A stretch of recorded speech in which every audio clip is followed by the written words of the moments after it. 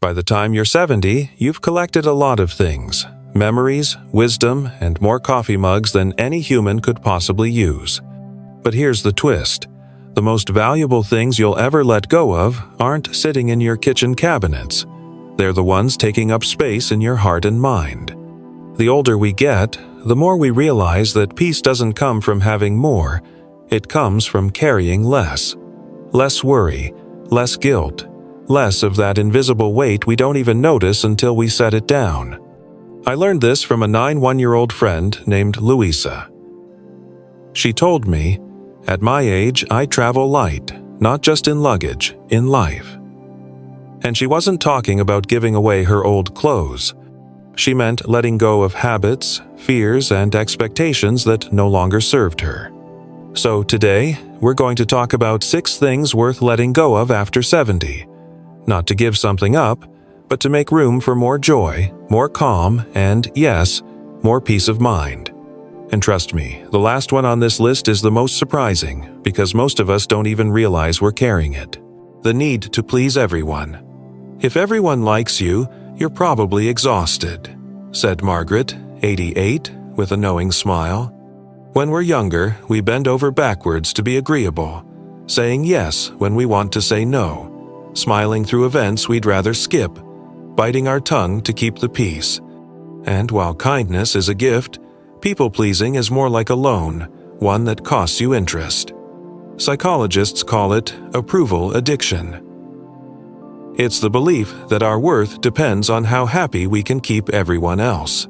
But after 70, here's the truth. Not everyone will like you, agree with you, or approve of your choices. And that's not a failure, that's freedom. Margaret told me she stopped saying yes out of guilt the day she realized something. The people who really love you don't need you to twist yourself into a pretzel to keep them. Instead of chasing approval, focus on living in alignment with your own values. The right people will stay, and the wrong ones will fade, and you'll have more energy, more time, and a lot less resentment. Because peace of mind isn't about being liked by everyone. It's about liking the person you are when you look in the mirror. Old grudges and resentments. "Carrying a grudge is like carrying a hot coal," said Walter, 90. You think you're saving it for the other person, but you're the one getting burned. By the time you're 70, you've likely collected your fair share of hurts. The friend who didn't show up when you needed them, the family member who said something that cut deep, the boss who never appreciated you. And while those memories may still sting, holding on to the anger doesn't punish them. It punishes you. Johns Hopkins Medicine has found that forgiveness can lower stress, improve heart health, and boost your immune system. In other words, letting go of resentment isn't just good for your soul, it's good for your body. Forgiveness doesn't mean saying what happened was okay. It means deciding that you're done letting it live rent-free in your mind. You're choosing to use that mental space for better things: laughter, connection, creativity, rest. Walter told me he treats grudges like expired food in the fridge. If it's been sitting there too long, it's probably making you sick. Time to throw it out. Because peace of mind comes a lot faster when you stop keeping score and start keeping space for joy. The pressure to do everything yourself. "I used to think asking for help meant I was getting weak," said Helen, 87. "Then I realized it just meant I was getting wise." Many of us grew up in a generation that prized independence. We learned to fix our own problems, keep our struggles private, and never burden anyone. But after 70, that constant self-reliance can become its own kind of burden. The truth is, asking for help isn't a sign you've lost your strength, it's a sign you're using it wisely. Whether it's carrying groceries, troubleshooting a phone, or simply having someone to listen, leaning on others creates connection. And connection is one of the strongest predictors of happiness and longevity, according to the Harvard study of adult development. Helen told me she started small, asking a neighbor to reach the high shelf, letting her daughter drive her to appointments. "I thought they'd see me as needy," she said. Instead, they felt honored to be trusted. By letting others step in, you're not just lightening your own load, you're giving them the gift of feeling useful and valued. Because peace of mind isn't about doing everything alone. It's about knowing you don't have to. Guilt over past mistakes. I've apologized to people who aren't even alive anymore, admitted Rose, 89. Turns out they weren't the ones who needed to hear it. I was.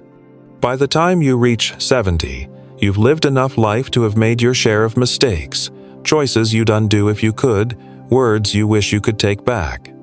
But carrying guilt like a backpack full of bricks won't change the past. It only weighs down the present. Psychologists agree. Long-term guilt is emotionally corrosive. While short-term guilt can nudge us toward better behavior, hanging onto it for decades can lead to anxiety, depression, and even physical health problems. Self-forgiveness doesn't mean pretending the past didn't happen.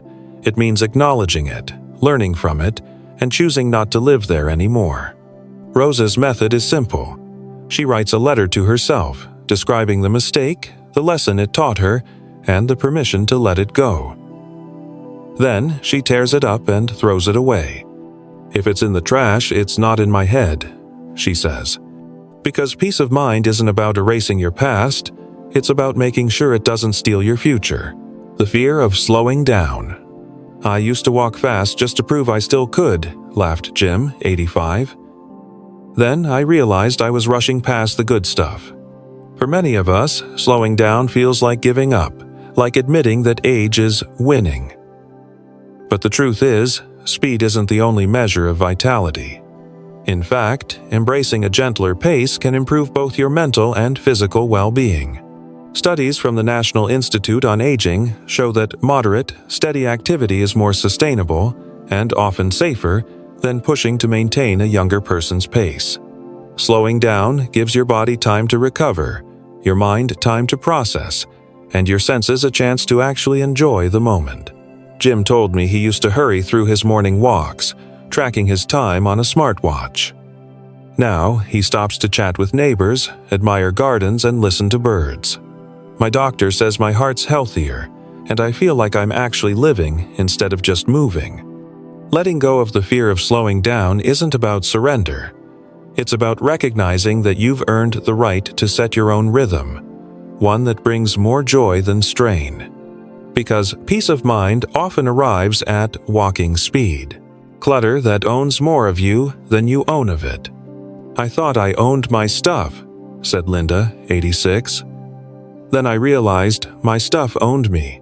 Clutter isn't just about crowded closets or overstuffed drawers. It's about the mental weight that comes from having more than you use, need, or even remember owning. Every item takes up not just space, but attention. And after 70, that attention is better spent on experiences, people, and peace of mind. Research from the Princeton University Neuroscience Institute found that physical clutter competes for your brain's attention, making it harder to focus and process information. In other words, too much stuff can make your mind feel just as cramped as your garage. Linda began downsizing by giving away one thing a day. I thought it would feel like losing, she said, but it felt like breathing. The fewer things she had to clean, store, or worry about, the lighter she felt, inside and out. Letting go doesn't mean stripping your home bare. It means surrounding yourself only with things that serve a purpose or bring genuine joy. Because peace of mind has a lot to do with what's not in your life anymore, the weight you set down so you can walk through your days a little freer. So here's the thing. Life after 70 isn't just about what you hold on to. It's about what you choose to set down. The need to please everyone. Old grudges. The pressure to do it all yourself.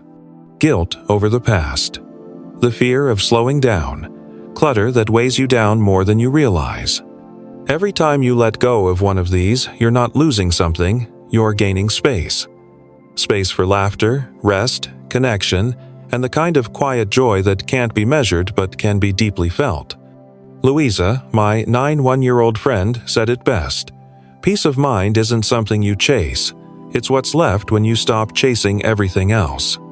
So maybe it's time to look around, and inside, and ask, What can I let go of today to make room for more peace tomorrow? And if you thought this list was freeing, wait until you hear the one thing most people over 80 wish they'd let go of decades earlier. That's in my next video, and it's a shift that can change the rest of your life.